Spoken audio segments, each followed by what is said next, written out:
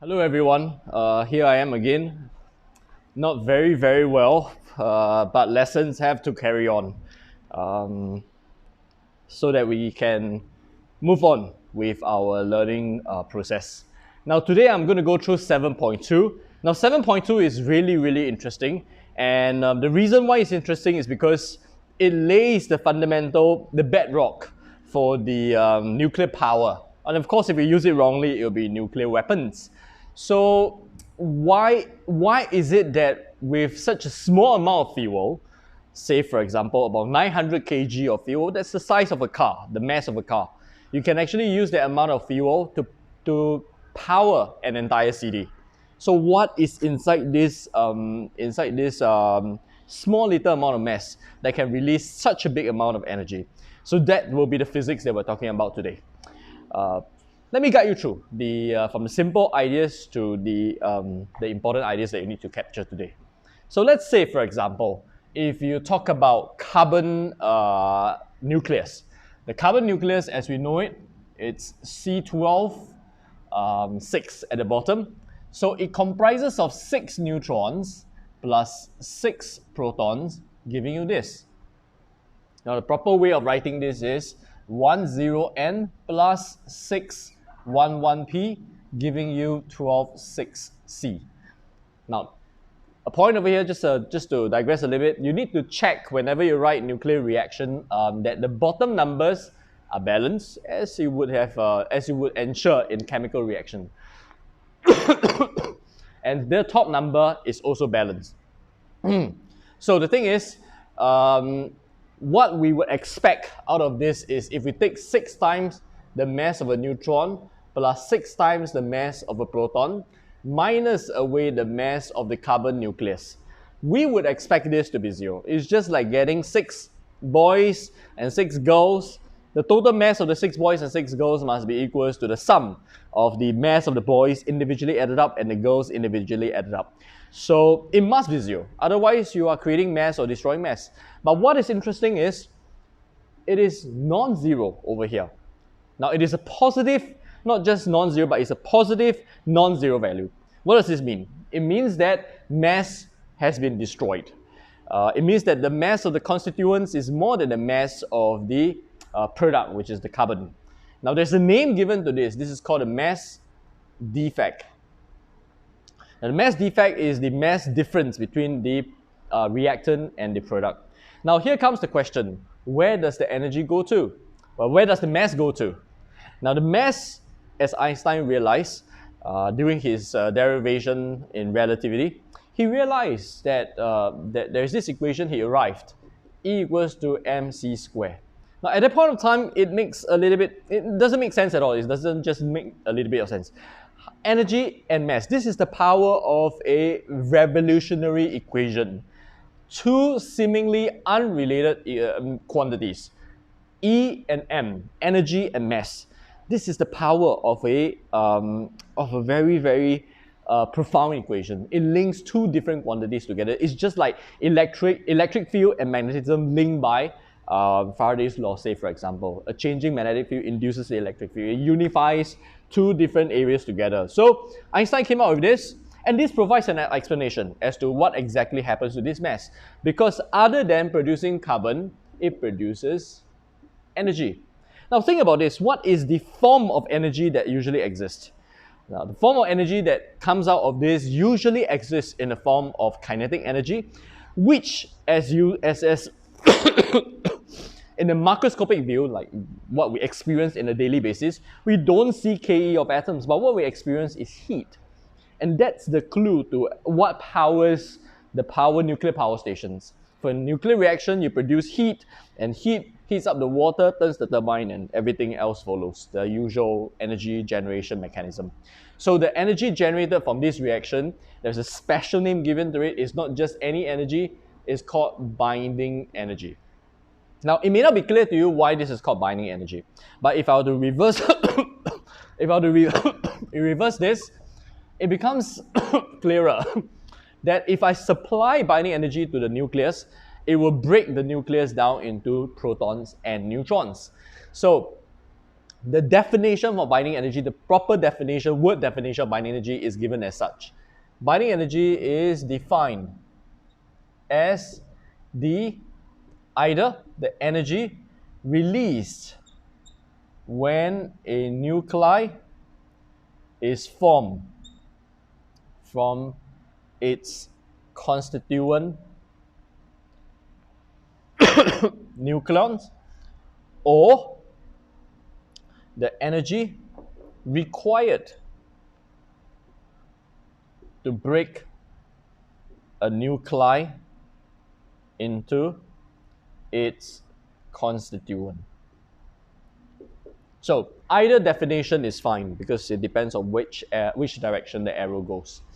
Now, this thing over here, the binding energy, you have to be very careful over here. I'm going to give you another scenario, and the energy cannot be called binding energy.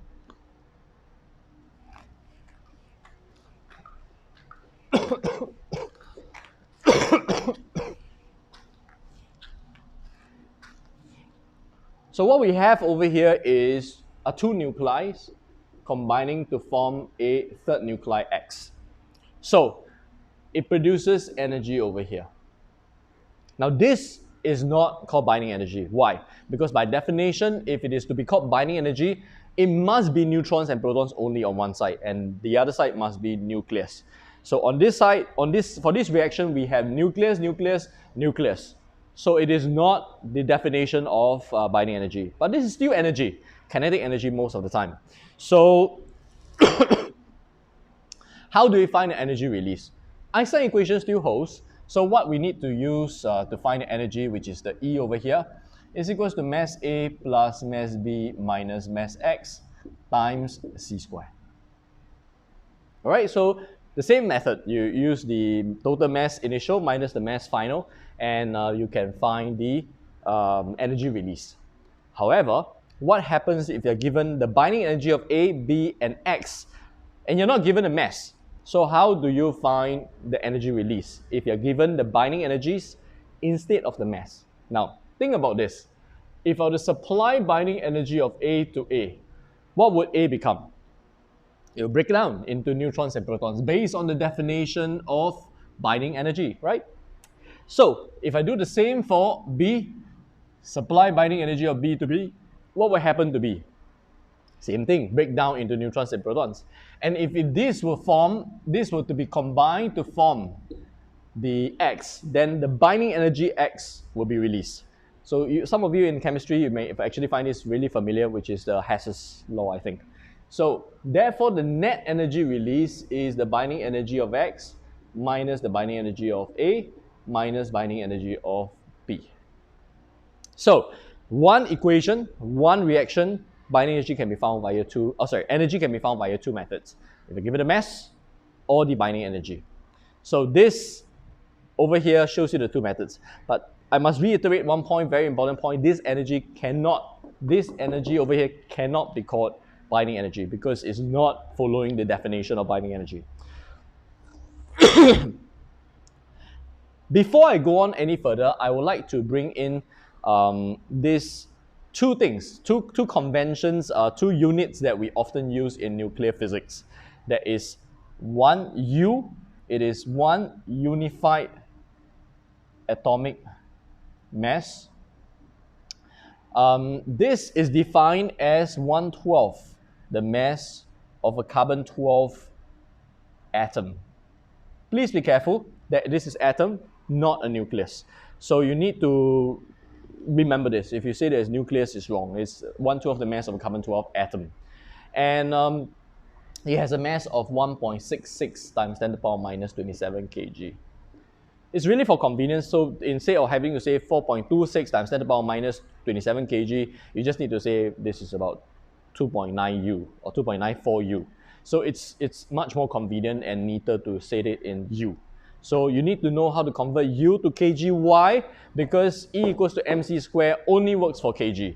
The mass must be in kg. If you use E equals to mc squared, if you put kg here, you'll get joules here. Alright, so you must be aware that if you put kg here, you'll get joules. If you get joules here, the mass that you get will be in kg. So sometimes if I give you the masses in U, In order to get the energy in joules, you must convert it to kg. And that's why it's important for you to know this conversion.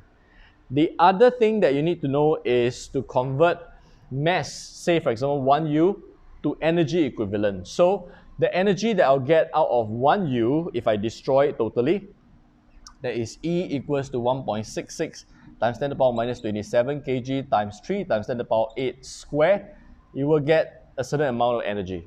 And if you convert it to mega electron volt, by dividing it by 1.6, you take this to this, you divide by 1.6 times 10 to the power minus 13 joules. Why 13, not 19? Because it's mega.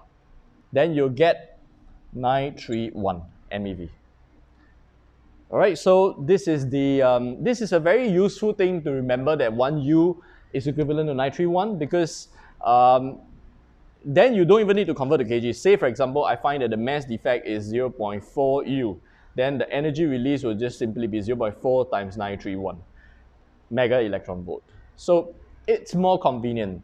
Now just a quick summary of these two things. First, you need to know the definition of 1U and what's the mass equivalent in kg, and you need to know how to convert energy 1U to MeV in energy.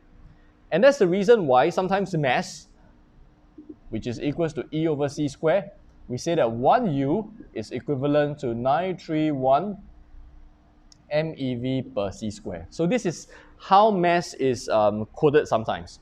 You code it in terms of energy. Why? Because most of the time energy, reactions involving nucleus, we're interested in energy that comes out. So we quote masses in energy so that it's easier to work with.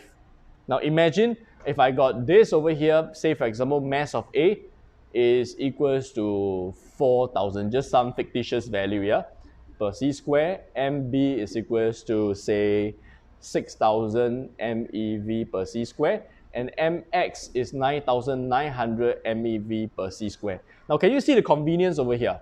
If I multiply by C square throughout, which is exactly what I do, I can straight away see that the mass, the energy release is this plus this minus this, which is 100 MeV. So it brings about convenience for scientists working in the field of nuclear physics. They can come up with the energy straight away, very, very easily, instead of having to work in U, then convert it to energy. All right, so it's basically convenience. And that's the interesting thing, that's the TOK related element, that sometimes we institutionalize measures, meters, seconds, all these things are constructs by human beings to make our life easier. But is it correct? Is it the absolute truth? We don't. This is basically human defined. All right? So many things, our perception even is defined by us. All right, one more thing.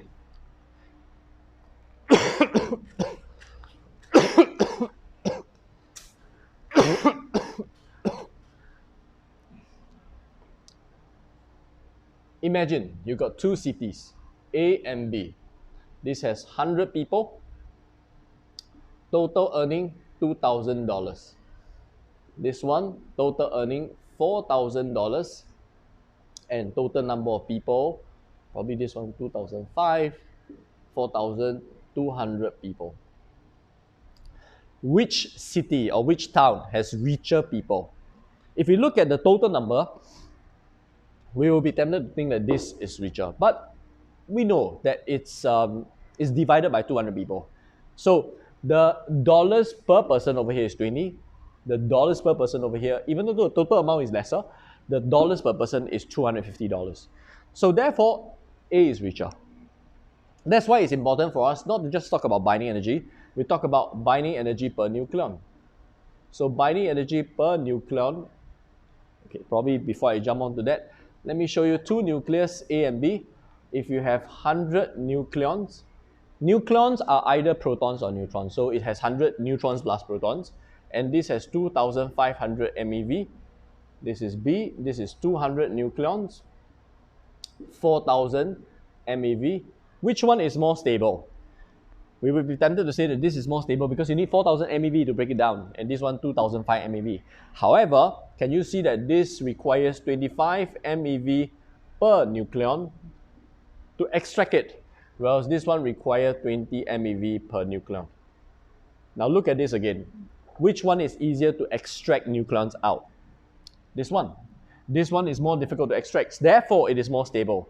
So what I'm trying to say over here is that how do we measure the stability of a nucleus? It's by binding energy per nucleon. So this concept over here is very important. And if we plot the binding energy per nucleon against nucleon number, this is what we find.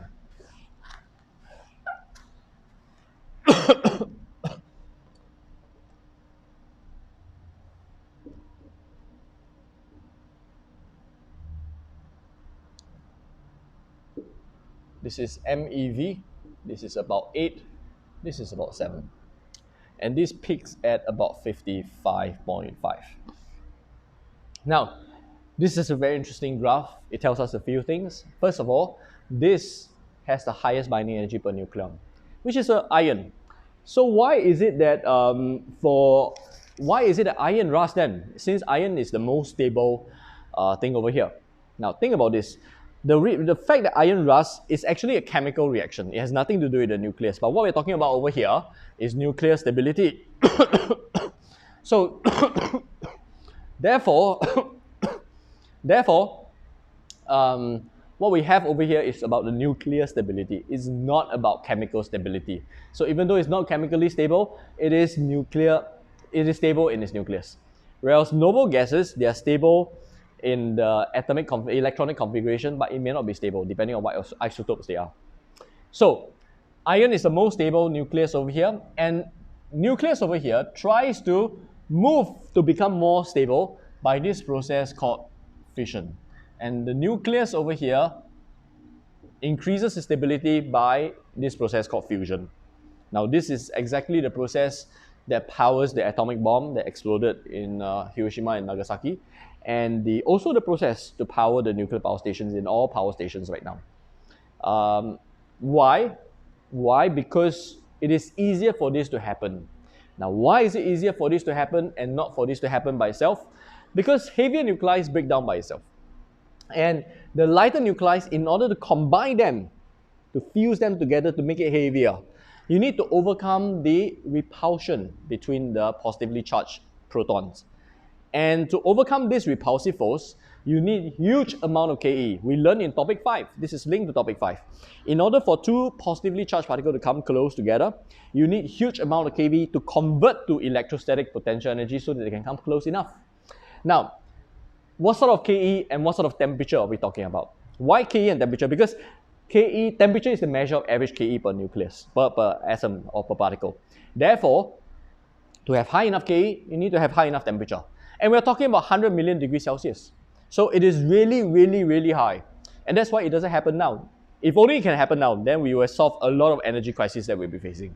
So fusion, loads of energy, only happens in the middle of the sun or big planets, big stars, or the hydrogen bomb. Hydrogen bomb is a bomb, obviously, and it's something that is detonated by atomic bomb inside. So they use atomic bomb to detonate, to reach that high enough temperature to cause the fusion reaction to come in and another kabooms. So it's double whammy for hydrogen bomb. So much for the destructive power. Scientists are trying to come up with fusion reactors that will produce energy. Now, other than Iron Man movie, scientists have yet to come up with a feasible and economically viable means of generating energy via fusion. So hopefully one day they will. Because the fuel for fusion is hydrogen, and hydrogen can be electrolyzed, gotten from electrolysis of water. So it's almost infinite energy source if we can actually tap on this. But unfortunately, we have yet to. Now, one very interesting thought over here. Since this is the most stable, and in stars they form hydrogen, there's hydrogen, and then it forms heavier and heavier nuclei, then why all this nucleus over here exists? You don't naturally form unstable nucleus in big quantities. So why is it that titanium, gold, or the heavier nucleus exists at all? Now, the reason for these elements to exist that is heavier than this is because of very exotic reactions happening in stars that reach very, very high temperatures and that has enough energy to supply the nucleus so that it kicks it into an unstable state. Less stable state, not unstable, it's less stable. And also in certain stellar explosions like the supernovas, kaboom, star explosions, it has enough energy to kick the nucleus on the right side to exist. So, a quick summary of what we have gone through: the definition of binding energy, mass defect, the calculation of binding energy in a couple of scenarios, from neutron proton to nucleus kind of reaction at the beginning, to nucleus, the A plus B equals to X. And the A plus B equals to X, I went through two means. If you're given mass and you're given binding energy, how do you go about this? And we also went through the definition of U, one unified atomic mass, and also to convert mass to MeV, and also expressing mass in terms of MeV. And we also went through this idea of binding energy per nucleon. This graph, you must know how to sketch it. Very steep on the left, less steep on the right. And you need to quote the typical values as well. So that's it for now, and in the next video that I'm going to shoot, it's going to be on some tips for how to solve the problems in your worksheet. So I hope this video helps you, and I'll see you hopefully soon in class.